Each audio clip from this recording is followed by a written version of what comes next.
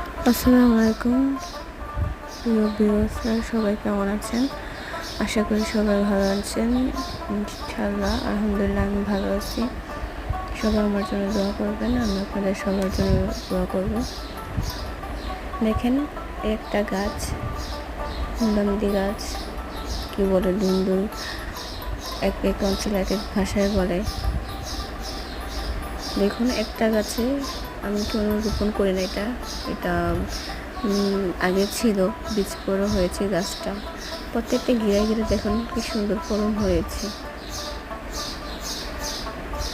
প্রত্যেকটা গিরায় গিরায় একটা করে ধুন্দুল, দেখুন কি সুন্দর। আমার খুব ভালো লাগছে দেখে। আল্লাহ তাআলা চাইলে অনেক কিছুই হয়। আল্লাহ হাফেজ, সবাই ভালো থাকবেন।